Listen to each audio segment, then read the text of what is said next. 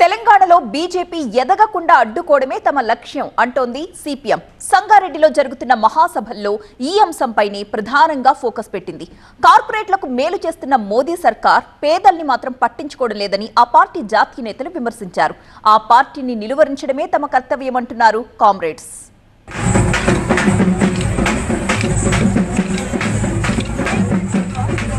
ఢిల్లీ పాలకుల గుండెల్లో రాజ్యాంగం లేదని ఆరోపించారు సిపిఎం పొలిట్ బ్యూరో సభ్యురాలు బృందా కారత్. 76వ గణతంత్ర దినోత్సవం జరుపుకుంటున్న తరుణంలో రాజ్యాంగం స్థానంలో మనువాదం తీసుకురావాలని చూస్తున్నారని ధ్వజమెత్తారు. సంగారెడ్డిలో శనివారం ప్రారంభమైన సిపిఎం 4వ రాష్ట్ర మహాసభల్లో ఆమె పాల్గొన్నారు. తెలంగాణ సాయుధ పోరులో అమరులైన వారి త్యాగాలను, వారిచ్చిన జెండాను ముందుకు తీసుకెళ్లాల్సిన అవసరం ఉందన్నారు.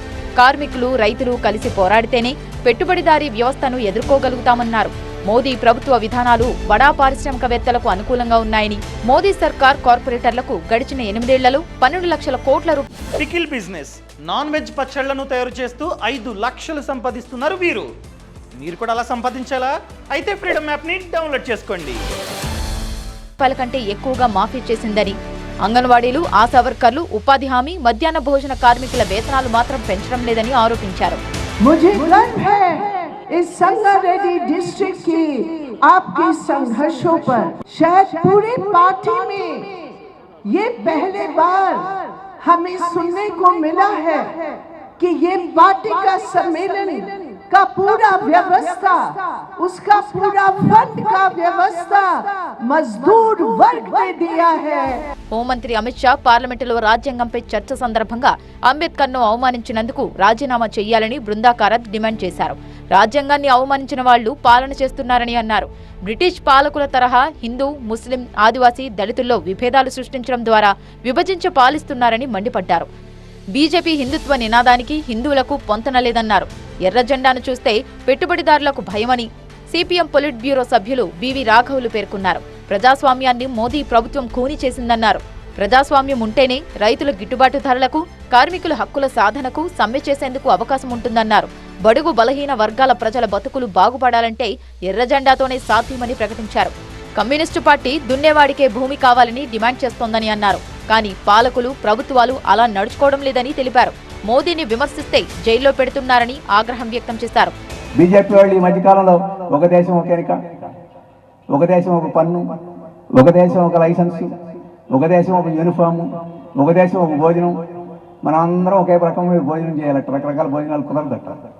ఈ రకంగా చెప్పలేదు. ఇప్పుడు ఒక దేశం ఒక ఎన్నిక. ఒక దేశం ఒక ఎన్నిక వస్తే మొదటి పోయేది ఎవరో తెలుసా? బీఆర్ఎస్ వాళ్ళు పోతారు.